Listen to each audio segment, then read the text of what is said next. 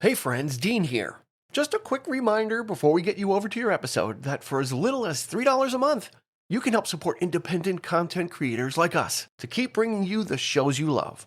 Head over to buymeacoffee.com/3324 and become one of our Green Room supporters. Our episodes will always be free, but your support will help us grow. Visit buymeacoffee.com/3324 or hit the support the show link in our episode descriptions. It's that easy. Thanks in advance for your support. In this special episode, we're sitting down with author Laurie Kaye as she talks about her life in radio and in her place in history as part of the team that conducted the last final interview with John Lennon before his untimely death in December of 1980. Stay with us. Get ready for the 3324 podcast, where lifelong friends Dean Legiro and Eric Kuber share their love of all things music and movies.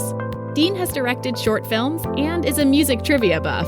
And Eric, trained in audio engineering, brings his extensive knowledge of music and film to the conversation as they discuss, debate, and celebrate their favorite albums, films, and much more. Welcome, friends, to the 3324 podcast. So glad you're with us. If it's your first time, well, thanks for checking us out. We really appreciate it.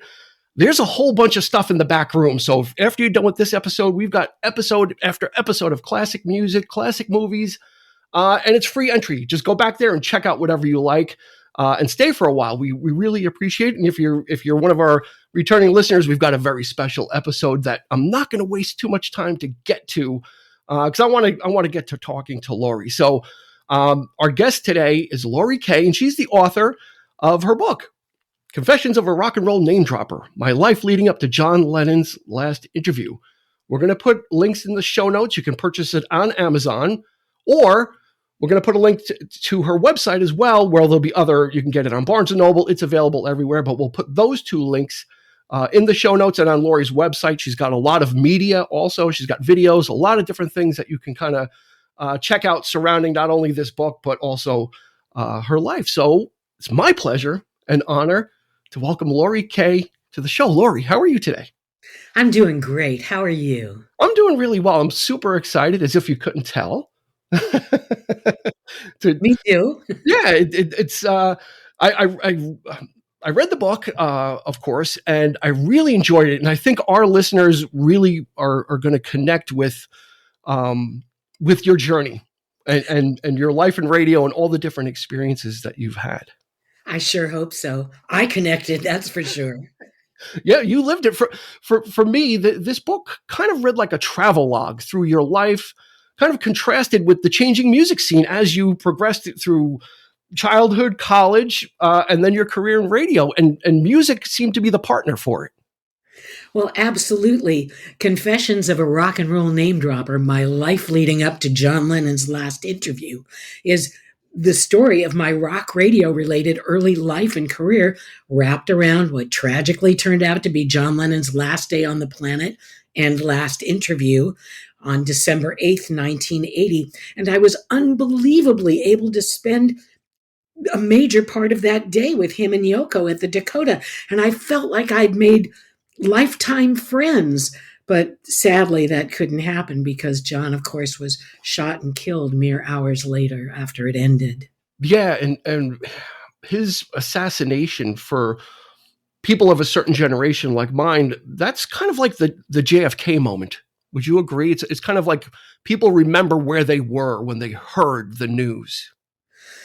Absolutely, and I certainly do. And it's, of course, in my book, and it's expanded to me feeling incredibly guilty for well over 4 decades, which I describe in my book, because I did have confrontation with the jerk who ended up killing him, whose name I never say and I never print in my book because I don't want to give him that publicity that he was seeking. Yeah, and we won't do that here either. But in your life leading up to that, you've had some extraordinary, which is really which made the book so enriching is that your life wasn't just about that one event. Is like your life in radio and interactions you've had through your life with different rock and roll people, some by accident. There's a story about Peter Tork from the Monkees. Yeah, in there, where you were just kind of hanging out on your college campus. No, actually, Or, it or was a shopping center okay. in Santa Monica. And he called out to me, and that the story's in the book, and invited me to his show that night. And it was super cool. And basically, my book is filled with everything like that because, as I say, I am a rock and roll name dropper. But also, my life story includes sex and drugs and rock and roll. That's basically it. So people should enjoy that and relate to it. Yeah, everything one would expect out of a rock and roll lifestyle. So if we can, let's kind of part the sands of time and go back a little bit to the beginning. Were you always interested in a career in radio, and or did you ever think you'd end up in radio?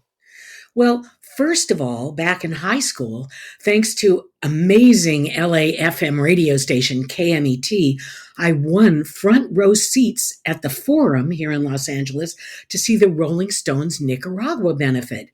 And when I went to pick up my tickets at the radio station, one of my all time favorite disc jockeys, B. Mitchell Reed, otherwise known as the Beamer, invited me into his studio with him on the air to find out about me. And when he heard my voice, he told me I should definitely consider working my way up to my own on air radio career. So that was thrilling.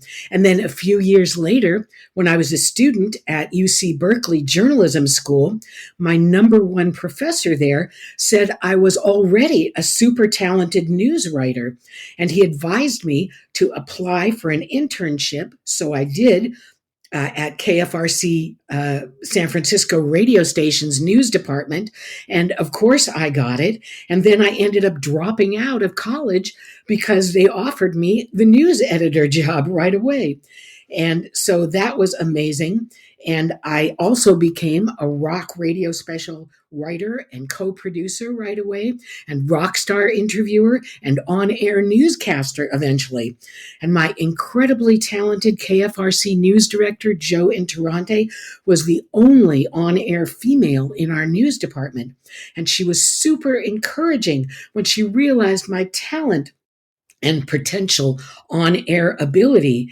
And she was the one who was originally asked to write what would become the longest radio Beatles special ever created in the United States. Um, and but since she was already so busy, she recommended me instead, which was amazing and totally started the Fab Four part of my career.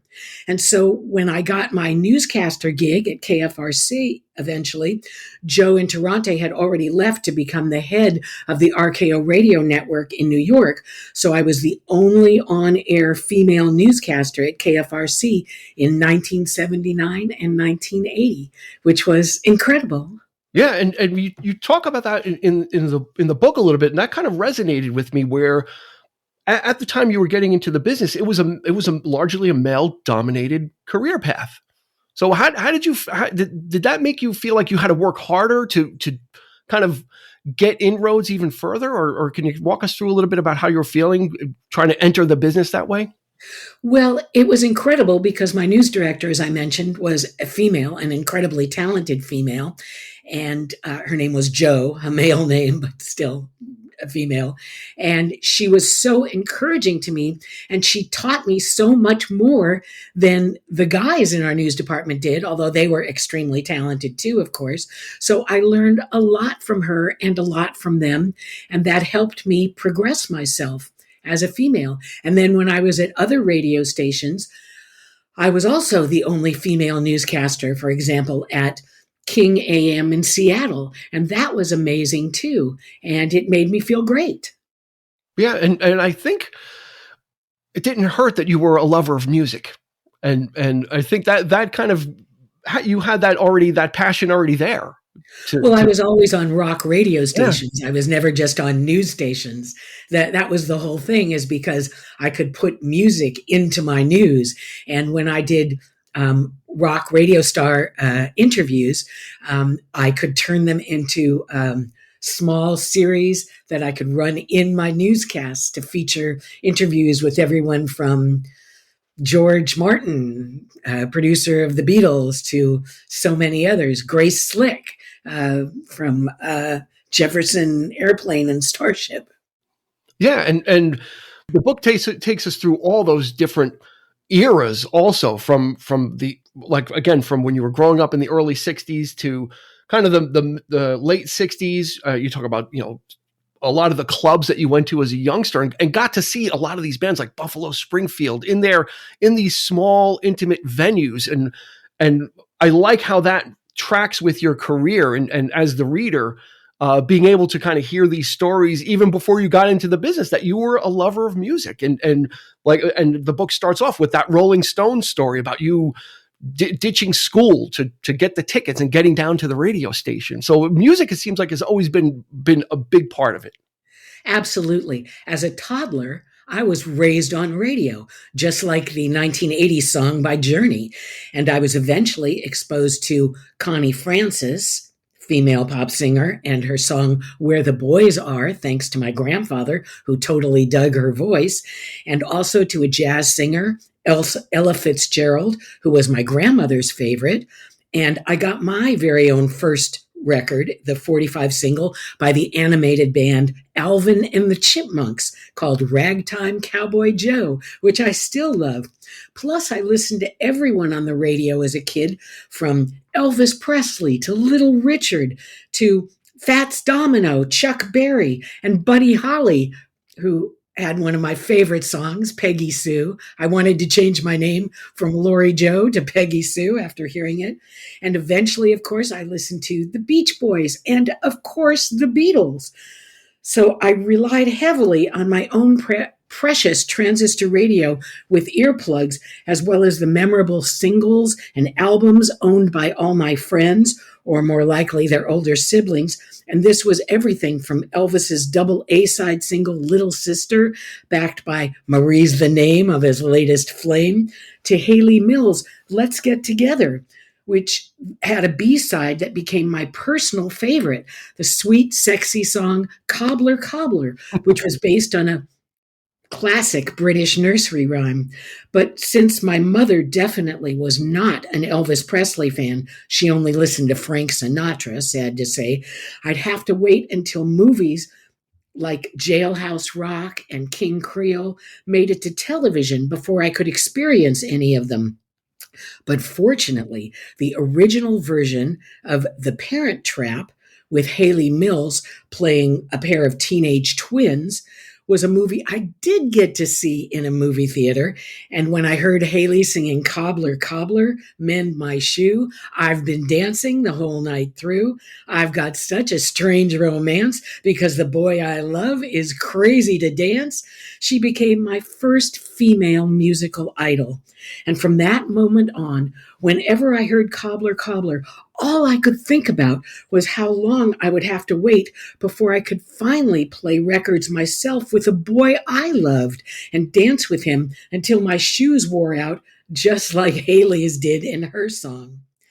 And I got to my first live concert while still in elementary school, and that was the Beatles at Dodger Stadium in August of 1966.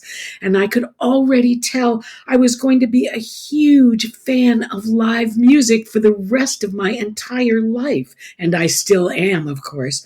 And by the time I was in high school, I went with friends to see everyone from Neil Young to Paul Simon, to David Bowie, to the Rolling Stones, Jethro Tull, Elton John, James Taylor, Rod Stewart and Faces, and so many more I can't even begin to name because there's tons of them. And pop and rock were super exciting for me.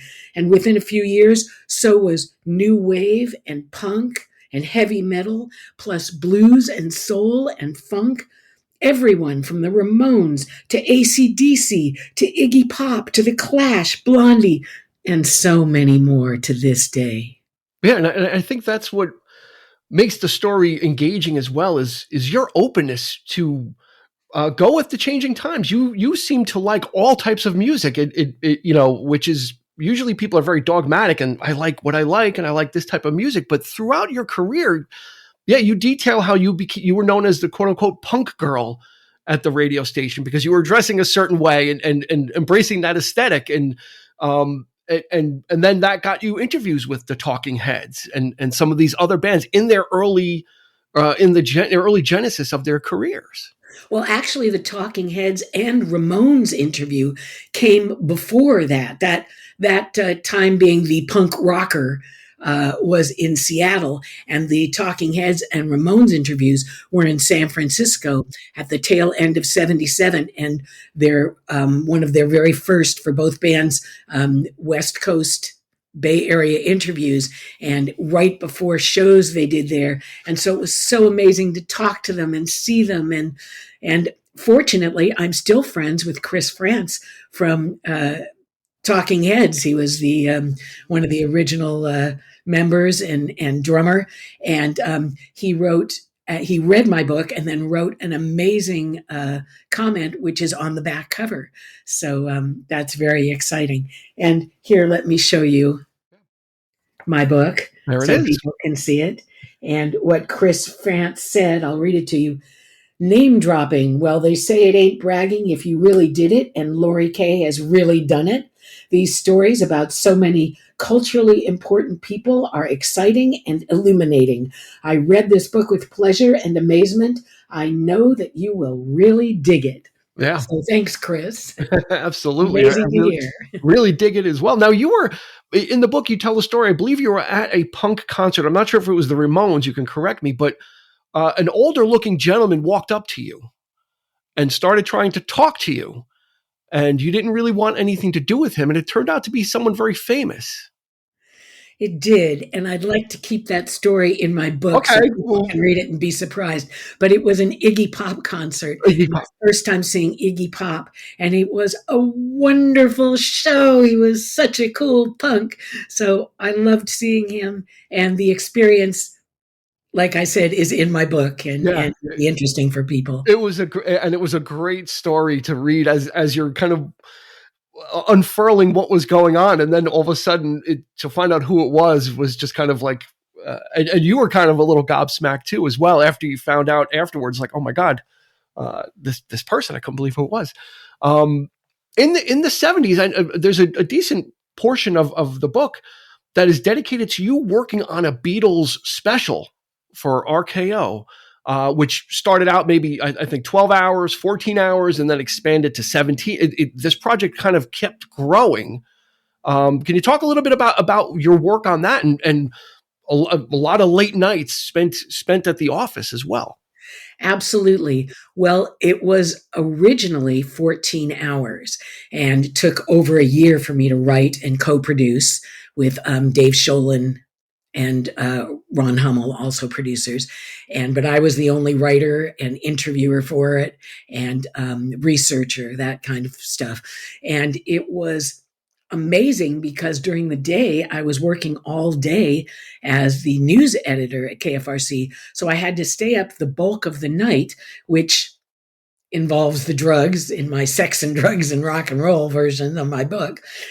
So I did a lot of speed and everything so I could stay up and keep it going. And that's what enabled me to get it done, write it all up so soon in just so many months. And the show was originally called RKO Presents the Beatles. And it was the longest Beatles radio special ever created in the United States. And then within a year, they decided to syndicate it so it could play all over the world, not just in the country on RKO stations. And so we got to expand it.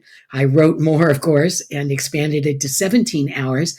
And the cool thing is they let me change the title to the Beatles from Liverpool to Legend, which is the one I'd originally come up with.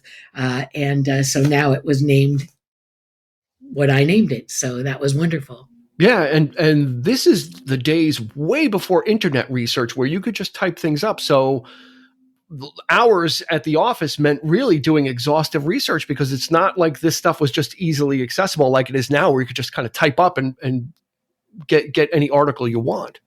Absolutely. I bought every Beatles book that was in the stores at the time and read them. And I listened to every interview and read everything I could in print and all that sort of stuff. So it was amazing. And I still listen to it every once in a while. And I'm still surprised and thrilled at the work I was able to do. Yeah, and I think that did help open some doors, because I also in the book you detail when you were still working as doing traffic, you would get calls to do interviews with people. There was one where with David Bowie where you were working and said, "Hey, David Bowie's on the phone." Well, those interviews, David Bowie and Mick Jagger, Yes, were the Jagger really story we cool. want to hear.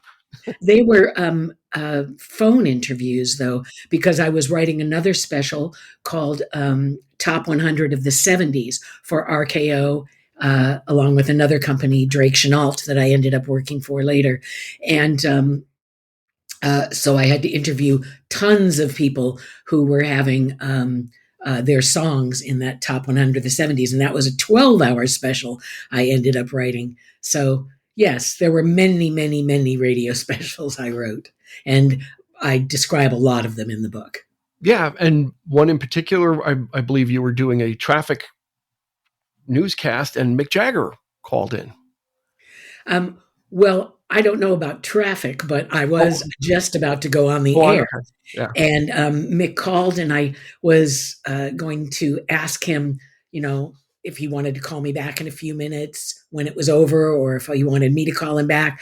But he said, "No, I'll listen to your newscast." And so he stayed on the phone, and I brought it into the studio with me so he could hear the newscast, and he totally complimented me afterwards, said it was great and fascinating, even though it was just a short newscast because it was late afternoon. So that was really thrilling. Did you ever find all this, and looking back, find all this very surreal, like all these interactions that you had? I mean, when you look back on it, is it kind of like, wow, this is kind of amazing? Because for me, I'm reading through it and I'm like, this is just incredible. All the experiences, exposure, and people that you met. Absolutely. And it was so fun to be able to listen to the interviews that I still have on tape and quote them in the book. And also, a number of them are actual interview bites in the self-voiced audiobook version that's out too. So you can hear John Lennon and Paul McCartney and George Harrison and George Martin in that. And it's just an amazing history I have when it comes to rock and roll, and meeting up with some of my extremely favorite rock stars. And the ones that I saw and didn't get to meet up with are still exciting to me because I think about all the incredible concerts. Yeah. Now, John was not the first Beatle that you interviewed. It was actually George Harrison was the first one. Absolutely. That you came in contact. And that was for the expansion of our original Beatles special. And so I got to put him in that. And also it was for the top 100 of the 70s because he had song in that. And that was an amazing interview. And then, let's see, that was it at the tail end of 1978. And then in June 79, I got to go to London with Dave Sholin, our music director, and the other guy in our RKO team, Ron Hummel, our producer engineer. And we went to the UK and we got to interview Paul and Linda McCartney and the late, great Denny Lane and their latest lineup of Wings, because what turned out to be Wings' last album, Back to the Egg, had just been released. And that was an incredible interview, too. And then over a year after that, in December, of course, 1980, was when I interviewed John and Yoko at the Dakota. Yeah. No Ringo, though, Laurie. What happened to Ringo? No. How can we get you with Ringo so you can kind of complete that and have all of them? It just never came your way, or he's just not very interview prone, I guess, perhaps. Well, it was just something that Dave Sholin, our RKO, never thought was needed, because we already had interviews with him on tape and from previous times. And so it just never happened. But I still think that you never know. It could hopefully happen one day. And this past July, it was very exciting because Ringo has his outdoor birthday celebrations here in Beverly Hills at a park where he's donated a statue that he made. It's a hand with fingers, and he stands in front of it and talks, and then he has his birthday celebration. So I went to that and got to stand out and see him. And I gave him a copy of my book. Well, I didn't get to personally hand it to him, but I gave it to somebody that works for him and sign it. And hopefully he's read it, and hopefully he loved it. And hopefully I'll be able to interview him or at least speak to him one day. Yeah. So it'll be all of the Fab Four. That would be wonderful. Yeah, it would be absolutely fantastic. Don't forget, there'll be links in the show notes to purchase the book, so you can get it on any format that you like. Well, it'll be in, all the links, main links will be in Laurie's website, which we'll have the link for, and then we'll throw the link in for Amazon because that's pretty easy for people to get to. So we're kind of leading up to, and you mentioned, 1980. So how did you end up as part of the RKO team that ended up flying out to New York? Because you're West Coast based. John Lennon had emerged from really pretty much a 5-year hibernation at this point, where he had really kind of gone radio silent, as it were, to become a father, spend time with his son, spend time with his wife, and then decided, it was time to reemerge. So that must have been surprising, to say the least. And so then how did you become part of that team to come out to New York? Well, our entire RKO radio team, me and Dave Sholin and Ron Hummel, were West Coast based. And the Lennon-Ono interview got set up thanks to Warner Brothers Geffen Records exec Bert Keane and, of course, Dave Sholin, who were both part of our team going to New York, along with Ron Hummel and me. And I was no doubt able to interview John and Yoko thanks to our RKO radio team's creation a few years before of what had been the longest Beatles special ever created in the United States. And by this time had already aired all over the world. So a lot of people knew about it and were excited about it. And I wrote and co-produced it. And plus, since we'd previously interviewed Paul and Linda McCartney and Wings, and I'd had my solo conversations with George Harrison and George Martin and a number of other Beatles-related people, that helped too. And John and Yoko were both incredibly intelligent and open and friendly. And John was especially complimentary to me when it came to validating and admiring my questions and comments, saying everything from exactly to yes, love, that's it, which made me feel super cool and intelligent. I don't think I've ever been nearly as appreciated or approved by anyone else I've ever interviewed in my entire life. It was amazing. And I still think a lot about John and those sweet things he said to me. He was so happy about my questions and comments, and the fact that I'd not only brought a present for his 5-year-old son, Sean, which was a wind-up, fire-breathing metal dragon toy, but also I brought my own copy of Yoko's wonderful book, Grapefruit, which he was so eager to autograph for me, along with her. And this is the copy of the book. And this is the autograph that he did along with her, which is in my book also. So people will have their own John Lennon and Yoko Ono autograph page. It's very cool. And it's a great book. And John was so excited to autograph it and so eager to do it. And, the one thing that I've really always wondered about, was if Sean Lennon ever got the toy that I brought him, because John being killed right afterwards, first of all, during the interview, when he saw the toy I brought him, he and Yoko both said, "Oh, this is so great. I don't know if we're going to give it to him. We might just want to keep it ourselves." And John wound it up and let it go walking along the coffee table and spitting fire and everything. And he was so excited. And he said, "Sean will love it, but so do I. So I don't know." And so I always wondered after that, after John was shot and killed, did Yoko give Sean the toy?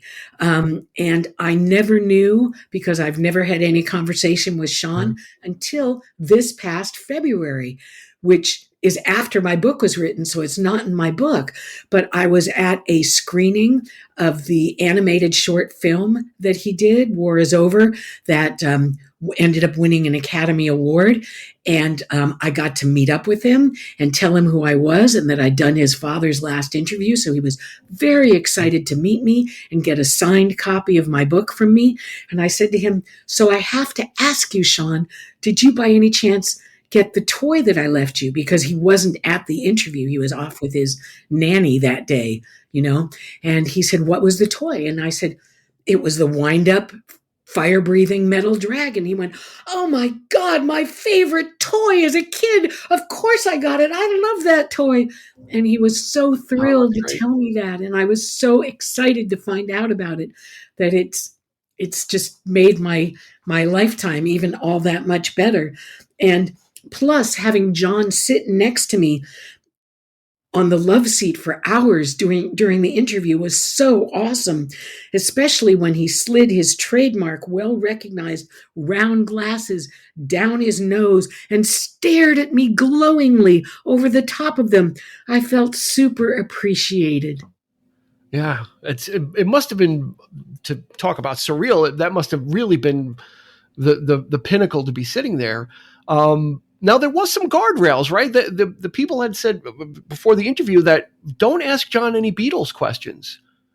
But he was the one that started to he felt very comfortable and very relaxed to just start bringing stuff up on his own. We were told not to bring it up. And the Playboy interview that had come out just before ours did, but it was actually done like a month before, did have the writer talking about the Beatles, and John was very upset and irritated with him, obviously, in the interview. And we were told by the record company not to bring up the Beatles or John's past. This was all about Double Fantasy and his future with Yoko. And so when I listed all the questions we were going to ask, I made sure not to. But John himself, thankfully, brought up the Beatles and his past a lot and told us incredible things, like gave us his story about meeting Paul McCartney, gave us his incredible full story about meeting up with Yoko Ono and their first date and their first recording session and their first time making love. And that's all in my book too. It was amazing. So it all worked out. And he talked about what he wanted to talk about, which was everything. Because as I mentioned before, I felt like we'd become friends for life. We were going to be friends for the rest of our lives. And we had so much in common, me and John, our parent situation, being raised or actually not raised by our parents and that kind of thing, and how we grew up and the time we both spent on Bali. And so I couldn't wait to talk to him in the future about it. And at the end of the interview, we made plans, all of us, to get together in San Francisco, and they were going to be there in a couple weeks and have dinner together at Yoko Ono's favorite Japanese restaurant. I was so excited. And of course, that never happened because tragedy would ensue. Not a few hours later. It seems like John was at a very relaxed and very open period in his life. It seems like he had kind of made peace with the Beatles' legacy and was okay to talk about it on his terms, it seems, right? It seems like now, like after taking that 5 years off and reemerging on his own terms, I think he was looking forward to touring maybe and to doing some more work. So we were kind of going to see some more from him. I think that I did listen to snippets from the actual interview you did, and it seems like that's the way he was kind of going of being okay, doing this on his terms and being okay with it. Well, he was super excited at the thought of going on tour with Yoko and the musicians that they'd recorded Double Fantasy with. But he wasn't excited about deciding where to play because he didn't know if he wanted to do a huge venue like Madison Square Gardens or do small venues, but he was afraid they might make fun of him if he only did small venues. So he wasn't really sure when it would happen, or even, to be honest, if it would happen. But it still was thrilling to him about being on stage with Yoko again after all these years, which was exactly what Paul McCartney had said when he was talking about touring with Wings and Linda McCartney. He loved being on stage with his best friend and his wife, Linda. And that was really wonderful. And our interview with George, he wasn't excited about ever going on tour again. He just wanted to stay home with his wife, who was not a musician, and his their new son. He was thrilled to be married to Olivia, and our interview took place right after their marriage and the birth of their son, Danny. So it was amazing to find out all of this from the Beatles that I interviewed. Yeah, to get those little insights and those glimmers into their personal lives and how they feel about it. Yeah, because I mean, much has been made over the years about Linda going on tour and whether she's a good enough musician or whatever. In the end, if they're happy with it and everybody's good with it, why not? We're if Paul McCartney's happy on stage and his wife is there, that's great. If John was going to tour and Yoko was going to be there, that's great. So much the better. If it makes everybody happier and more willing to give of themselves and us to be able to experience it. So yeah, I always thought it was all good. It's kind of like, yeah, it's, if I get to see Paul McCartney and his wife's part of the band, that's great. I love it. It's so much the better. Absolutely. It was so sad for me years ago when Linda McCartney died too, because I really enjoyed meeting up with her and getting hugged by her and getting her autograph. And of course, getting hugged and kissed by Paul McCartney too. And as I mentioned in my book, smoking pot with them and the rest of the band and my RKO team at the office in London. And we just had a wonderful time. Not too shabby. Nice work if you can get it, Laurie. I'll tell you that much. Absolutely. As we wind down, I want to thank you for spending this time with us. We're leaving a lot on the table because I want people to read this book because there's so much in there that Laurie has experienced and like I said, I felt like it was a tour guide through a magical time in music when artists were coming up that are big names like now, like Elton John and James Taylor. And you were there when they were little sprouts and little seedlings and getting to see them in small places and going to iconic venues like the Troubadour and some of these other ones. I think it's a great read for anybody that's interested in rock music or music in general. And like I said, you're kind of our travel guide through it. And I really kind of connected with the way you're people of a certain age like me and others were brought up on radio. And that's kind of a lost thing where radio was an escape. You went into your room, listened to your radio and heard songs that you connected with. And your book, Laurie, just really kind of details all that. And I thank you so much for kind of giving us that and giving us that glimpse into your life. Thank you. And another thing I think people will really relate to who are super cool music fans is that every one of the 18 chapters of my book is named after a rock, pop, or even musical song and relates to what the chapter each is about. So that was really fun for me to do too. And it was so exciting to write and so exciting to have people read and leave me reviews.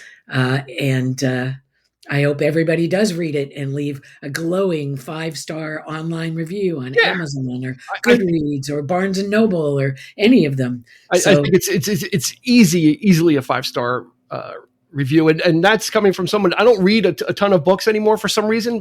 My attention spans got shorter, but I loved this, and I tore through it because I just kept on going.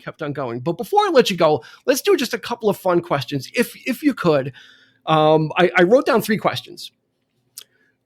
What is number one, what's your favorite or top favorite concert that you've ever seen? Because you've seen so many, and it might be a difficult question for you because there's a lot in there, but what's one or two of the ones that really kind of rose to the top for you? Well, in the early days, my favorite concert, and still is in a lot of ways, David Bowie, Ziggy Stardust tour back in 1973, which I saw at the Long Beach Arena. And he was amazing. And it was so exciting to hear him sing and see him dance around and how he was dressed and change his clothes all the time. And oh God, it was just an incredible concert. And we were sitting right up in the front row. And I just loved it and loved seeing it with my best friend from high school, whose father had gotten us these amazing tickets because he was a big TV producer and was able to. So that was incredible. And recently, I would say that my favorite concert, like in the past year, was the Steve Miller Band Wow. because I love them. And I had actually not seen them years before. So seeing them now finally was so incredible. And Yeah. those were amazing concerts. And another amazing concert that I went to was the US Festival in 1983, which I went to for Dick Clark when I was working for him. And not only did I get to see everybody again, from David Bowie to Van Halen to Clash to you name it, but I also got to hang out backstage with all the Wow. bands too. And so that was amazing. Just about every concert I've ever been to has been amazing, to be Yeah. honest. I saw Steve Miller last year. That was the second time. He sounds amazing. Doesn't he? Like he sounded absolutely amazing. I saw him like back in like 89, I think the first time, and then went again last year. Not much, honestly, not much of a difference. He is in such good voice, and that's what I love about these artists that they go out there and they want to just give it their all and not just collect a paycheck. They want to put on a show, and because they love it, it's in their blood. And he was great. And absolutely, and bands I would love to see again. I wish they would play. I wish they could. AC/DC, Yep. loved that band. And the Kinks, loved that band too. But, sadly, they're not playing. So Yeah, maybe. So you're suffice it to say, safe to say, you're a big Beatles fan. Okay, huge. are you? This might be a tough question too. Pre Sergeant Pepper or post Sergeant Pepper? What's your favorite era of Beatles music, or is it all? Is it all for you? Do you have one preference over the other? The early stuff when they were young and hungry, or the later stuff when they got really experimental and kind of came into their own? Oh, well, I love everything about the Beatles, from their original albums, to introducing the Beatles, to the White Album, to Abbey Road, Let It Be. I love them all. I mean, there's not one that I don't love. And then I love all their solo work too. So I think they did an amazing job. And I loved hearing George Martin talk about producing with them and their last album and everything. And that's in my book, of course. And he's quoted talking about it. And it was amazing. Cool. Final question before we let you go. Let's pretend that streaming services don't exist right now and you're going to go on a trip. What's some music you would take with you to listen to? Because nowadays we can take everything with us, but back in the day we used to have to pack cassettes or CDs with us. What would you, if you were going on a trip, what's some CDs you would take with you? Well, I should say that actually I listen to vinyl for the most me part. too. So. I have all my original vinyls that weren't destroyed in earthquakes or lost when I moved across the country, in moving vans or whatever. So I have all those and I listen to them. So what I would take with me is no doubt my computer, because I have a lot of my original specials with music in them on my computer, so I could listen to them on that. Yeah. And I would also bring as many CDs as I could put in a bag as well. Everything from the Beatles to Neil Young, who I love listening to still, to Talking Heads, to oh gosh, so many more. David Bowie. I can't even begin to tell you how many blues artists I love to listen to, and so many more. Fantastic. Laurie Kaye, thank you so much for joining us on this episode. Oh, I can't tell you what a treat it's been to spend time and talk with you and talk about this book and to hear it right from you directly instead of reading it as well. So I so much appreciate it. The book is Confessions of a Rock and Roll Name Dropper: My Life Leading Up to John Lennon's Interview, by Laurie Kaye. Like I said, we'll have links in the show notes directly to Laurie's website. You can get the book there on all different vendors. She's got a bunch of multimedia there, interviews, all that other great stuff. We'll also put a link to Amazon also, if you prefer. That's a quick way to do it there. Laurie, thank you so much for joining us. Thank you. May I correct the book title? Yeah. Confessions of a Rock and Roll Name Dropper, My Life Leading Up to John Lennon's Last Interview. Oh, okay. I might have dropped a word there. Questions of a Rock and Roll Name Dropper, My Life Leading Up to John Lennon's Last Interview. Get it. It's a page turner. It's a great trip through rock and roll history, as well as Laurie's experiences and her growth and her life and adventures in rock and roll and in radio as well. So that's going to do it for this episode of the 3324 podcast. You can follow us on Instagram, Facebook, YouTube. Leave us a comment. How did you like the episode? Like I said, if you're new, there's a whole bunch of episodes, over 200 episodes for you to browse through. Classic rock, classic movies. We've got it all. We hope you'll stick around and check out some more. So for Laurie, this has been Dean, and we will catch you on the flip side. You've been listening to the 3324 podcast with Dean Legiro and Eric Kuber. You can find us on your favorite podcast provider, so please like, subscribe, and rate to become a part of the 3324 family. Your feedback is important, so make sure to follow us on Instagram and Facebook at 3324 podcast and on Twitter at 3324p to join the conversation.